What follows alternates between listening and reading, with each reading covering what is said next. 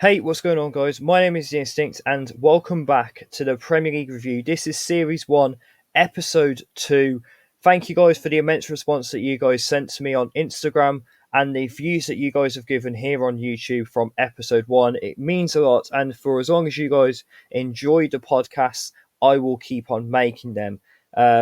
Also, I did say in the last podcast that we would be getting a guest on for this week. However, they have unfortunately been unable to make it due to them being away on holiday.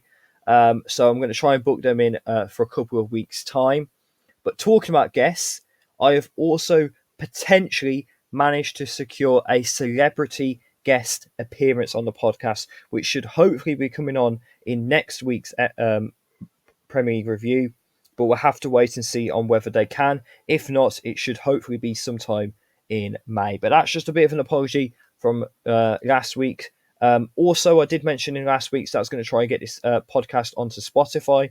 However, for some reason, I'm unable to do that at the minute. So I'm going to try and see what I can do in the summer. Might record some beta testing videos and see whether I can upload them on to Spotify for Series 2 onwards, which should start in August when the new Premier League season begins. However, that is enough talking. Let's get into the actual stuff that matters. And we're going to start with what the title and thumbnail is, which is the Aston Villa game, which finished Aston Villa 3, Newcastle 0. 14 goals and assists now for Ollie Watkins this calendar year, which is the most by any other player. Jacob Ramsey with the other goal as well. For Aston Villa, it's another win under Unai Emery, which now takes them all the way up until 6th place, which is actually only 6 points behind Newcastle, but Newcastle do have a game in hand. So maybe, the impossible is still on for Aston Villa. At the start of the season, if you said that they might be getting Champions League football or even competing for Champions League football, they probably would have laughed at you in the face because they were 17th under Steven Gerrard, and now under Unai Emery, they're all the way up to 6th, which is a 9-place leap, which is a brilliant achievement. I will stand by the point that I think most people are starting to realise, which is Unai Emery is a world-class coach. I know he might not have shown it at Arsenal, but he's definitely showing it here at Aston Villa. For Newcastle, it's not a great result, obviously losing to a team that is just below them in the Champions League bidding places. And also now Newcastle are only 3 points ahead of Tottenham and 3 points behind Man United, but Man United and themselves have a game in hand, like I mentioned.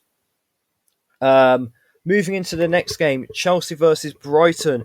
So that game finished 2-1 to Brighton at the Bridge. Actually, as of recording this episode, about 4 hours ago now, it was reported by Sky Sports that Julian Nagelsmann has met Chelsea officials face to face to discuss taking the manager role in the summer on a permanent basis for the next foreseeable future. Obviously, Frank Lampard is currently in place, but he's only on a contract until the end of this season.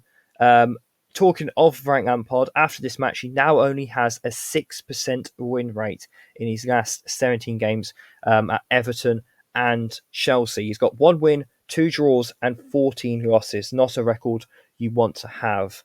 Conor Gallagher, who scored the only goal for Chelsea in this game, who is linked to a potential move in the summer to Liverpool, scored his first goal since October 2022. A big goal for Conor Gallagher and his confidence. Also, on the Brighton side of it, Asensio scored a wonder goal in the second half, like a ridiculous goal into the top corner. No chance that Kepa could have had to save it to win the game for Brighton. Danny Welbeck got the equaliser just before half-time. He had to come on for an injured Evan Ferguson. That leaves Brighton into 7th and stabilising a European charge. Maybe the Champions League is just a bit too far out of reach now, so maybe a Europa League place is on the cards for the Seagulls. Moving into the next game, Everton 1, Fulham 3. Everton still sit just above the relegation zone on goal difference ahead of Nottingham Forest. And also, same as Conor Gallagher in the previous one, Harrison Reed's goal for Fulham was his first goal since October, with Harry Wilson and Daniel James also scoring for the Cottages. It's a first win in 6 games in all competitions for Fulham, leaving them in mid-table with a potential push into the European Conference League very possible For Everton, as I just said, they are still in 17th position in the Premier League. Not a good result for Sean Dyche. Still not alleviating any relegation potential issue that comes with that. And they still are very much in that relegation battle with the other flipping, I don't know what, 6, 7 teams even that are down there at the bottom of the league. And now we're going to go into another big game at the bottom of the table, which was Southampton versus Crystal Palace. Crystal Palace ended up winning by 2-0. Southampton remain bottom of the league. They are the basement boys. They are 4 points adrift of safety with 7 games remaining, which consists of Arsenal, Newcastle, Fulham, Brighton, and Liverpool, with the 6-pointer games being against Bournemouth and Nottingham Forest. So that's 2 big games for them, and potentially only 2 more wins for them in their last 7 games, depending on if they can pick up a result against the other teams. Another winner, Roy Hodgson for Crystal Palace. He's done really well since coming into the club, which has now seen them push all the way up to only being 3 points behind Chelsea. And one point that I do want to mention about this is now that Chelsea are a bit struggling for form, I had a look at it. If Nottingham Forest or Everton win their next 4 games in a row or get 4 wins and Chelsea lose 4 games, there's a potential chance that with other results, Chelsea could slip even further down and could still get relegated mathematically. It probably won't happen, but it's still possible via the mathematics. So yeah, Eberechi Eze, another 2 goals for him, a resurgence in form for Crystal Palace and for the player himself as they move up to 12th. Another game at the bottom of the table for one of the teams is Wolves 2, Brentford 0. Congratulations to Diego Costa, a first Premier League goal since he was at Chelsea in 2017. And a brilliant goalkeeper performance from Jose Sarr when it was still 0-0. He had to keep out a couple of early chances from Ivan Toney. It's a big win for Wolves as they stay 13th, which is 7 points above the drop zone. Brentford's winless run, on the other hand, continues to 5 games, and this is their 3rd loss in that time. They stay 9th, 1 point behind Liverpool, who are playing, as of recording, against Leeds, but still have a chance of European football, Brentford do, whether that'll be the Conference League or potentially Europa League. The next result is going to be Tottenham Hotspur 2, Bournemouth 3.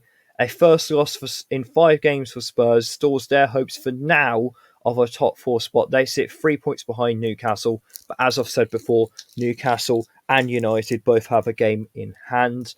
So their top 4 hopes are looking ever so slightly, potentially maybe further and further away. 1 goal and 2 assists for Bournemouth striker Dominic Solanke, and a second win on the trot for the Cherries sees them soar into 14th place, 6 points above the drop zone, away from the drop zone. I did mention to one of my mates when I was in a PlayStation party talking about underrated players that I didn't actually think Dominic Solanke was underrated. And literally the following game week after I had the conversation, Dominic Solanke got 1 goal and 2 assists. So congratulations to Solanke. Great job for Gary O'Neill. Could Bournemouth stay up? Let me know in the comments down below. I did have them down to go down in pre-season. Manchester City 3, Leicester City 1 is the next score. Another big result for the bottom of the half of the table and the top half of the table.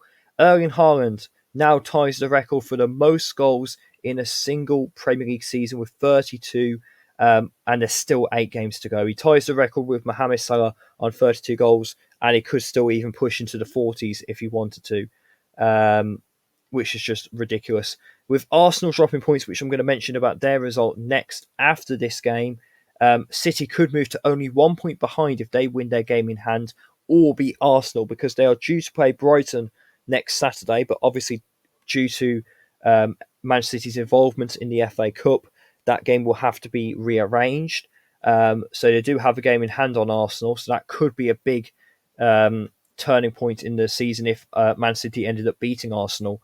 That game is due to be played on Wednesday the 27th, I think. So I might have got that date slightly wrong, but that's going to be a huge game. Whoever wins that, for me, will go on to win the title. So definitely look forward to that game. I'm probably going to do a big build up to that on next week's podcast, and obviously talk about that in the following week's podcast.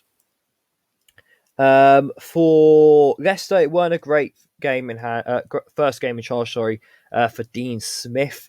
Kelechi Iheanacho got a goal against his former side, but Leicester themselves are still winless since their 4-1 win over Spurs at the start of February. They sit in the relegation zone in 19th, second bottom, 2 points away from safety. For Dean Smith and for Craig Shakespeare and John Terry, it's not a great first impression, but hopefully Leicester City can avoid relegation, because it was only about 6 or 7 years ago, I think, that Leicester had won the title, and now we're talking about them potentially playing Championship football. So it's a bit of a sad fall from grace for them, but at the same time, the investment wasn't there from the club in the summer.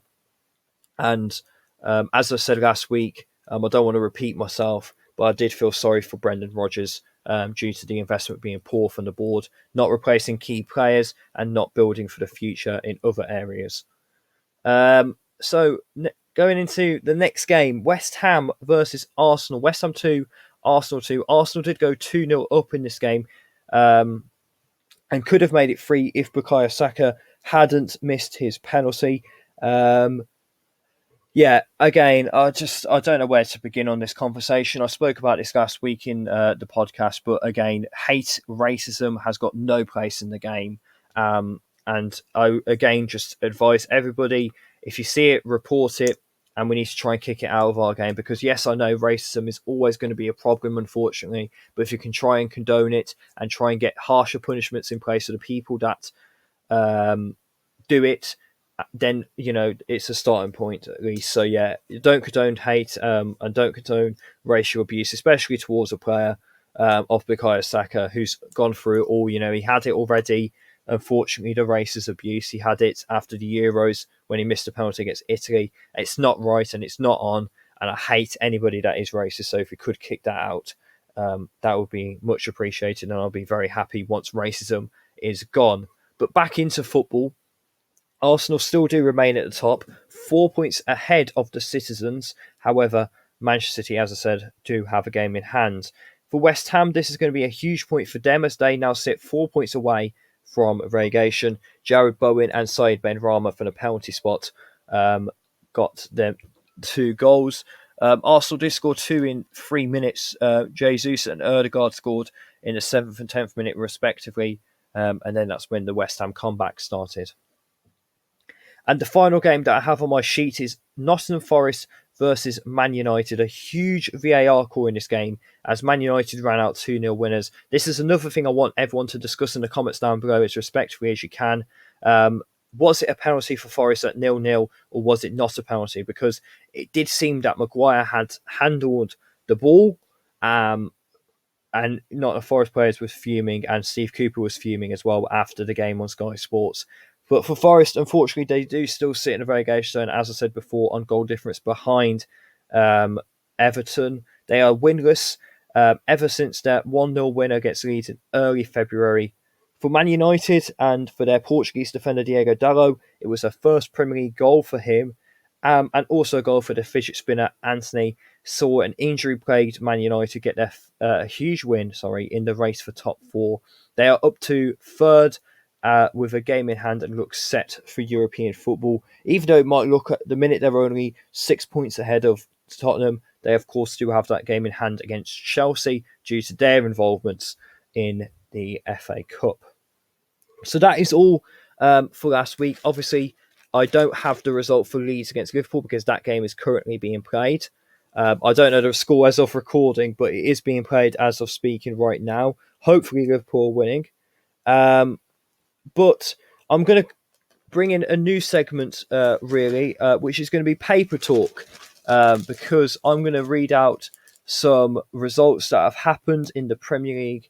Some news that has come out in the Premier League in the papers on Monday morning. So Manchester City have been reportedly working on their charm offensive to sign Jude Bellingham for the past 6 months, and will push to secure a deal to bring him to the Etihad this summer. The £130 million rated Borussia Dortmund and England star is wanted by a host of Europe's big guns, with Real Madrid, Paris Saint-Germain and Manchester United all lurking. Liverpool were front runners for his signature, but have apparently pulled out as they do not want to spend so much on one player due to the size of the rebuild required at Anfield. That has opened the door for other clubs, and it is claimed City have been working away in the background since October to land the teenager. I've got to talk about October for some reason.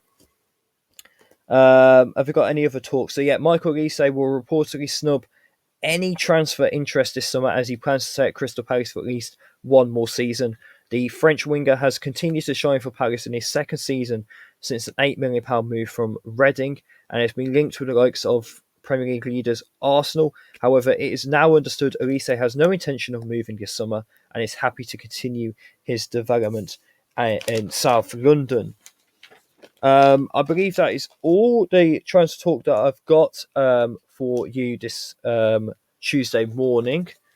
In terms of this week's fixture, so obviously, as we know, Liverpool and Leeds are playing currently. But this week we have the Champions League, Europa League, and Conference League returning. But for the Premier League, which is what I'm mostly want to talk about, Friday, Arsenal versus Southampton. A big result for Arsenal. They probably need to win this to, again, just keep getting themselves further and further away from Manchester City as they possibly can. So I'm going to go for 2-1. I do think Southampton will put up a bit more of a fight, though. But who knows what side Ruben Sellers will come out with. Moving into Saturday, obviously this is when Manchester City have their game against Sheffield United in the FA Cup semi-final. But in the Premier League, we're going to start with the early kick-off, Fulham versus Leeds. I'm going to go for a 2-1 Leeds win. 2-1 Leeds win at Craven Cottage. Brentford versus Aston Villa. I think this will be a great game, but I'm going to go with 1-0 Aston Villa. Crystal Palace versus Everton. I'm going to go with 2-1 to Crystal Palace. Leicester versus Wolves. This will be a good game, this one at the King Power. I'm going to go for 1-1 though, but I think it'll be an entertaining 1-1. Liverpool versus Nottingham Forest. I'm going to go 3-0 to Liverpool. And then finally on Sunday, we have the Brighton v Man United FA Cup semi-final. And then we have Bournemouth versus West Ham. I'm going to go with... who am I going to go with in that game? I think that'll be a good game. I think I'm going to go for 2-2. I think there's going to be a lot of goals, a lot of attacking in that match. And hopefully a lot of entertainment. Newcastle versus Tottenham. This is going to be a big game for the top four if Newcastle lose or if Tottenham lose. I'm going to go with a 3-2 Newcastle win. I can see a lot of goals happening this weekend. So that is my predictions and that is my thoughts from the last game weeks. It's a bit quicker than last week's episode. It's a bit quick, fast-paced because I'm trying to work out new methods to get the information over to you as quickly and as concise as possible. I hope you guys have enjoyed this week's podcast. As I did say at the start, we will be having a guest cast next week, potentially the celebrity guest, but it does depend on their availability because they're a celebrity, you know, it's a big deal. But as I said, I do have big plans for this podcast. Thank you for the support you've shown on episode 1. Hopefully you do enjoy episode 2. I am working away on other videos to bring to you guys on YouTube, so you don't just get the Premier League review once a week, you also get other videos to see if you're interested in that. So yeah, thank you very much, guys. A lot quicker than last week. We've only actually managed to get in below 20 minutes. So if you enjoyed this episode of the podcast, please do let me know by leaving a like down below and also commenting your thoughts on the VAR handball or any other Premier League results that I have mentioned today. So yeah, thank you very much, guys. Take care, everybody. I hope you have a great rest of your week. And if I don't speak to you guys before, then, as I said, hope you have a great week. Don't want to blabber on too much, though. So that's one thing I've got to learn. Thank you very much, guys. Take care, everybody. And I will see you guys in next week's Premier League review. Series 1, Episode 2 is done. Series 1, Episode 3 is next. Take care. Goodbye.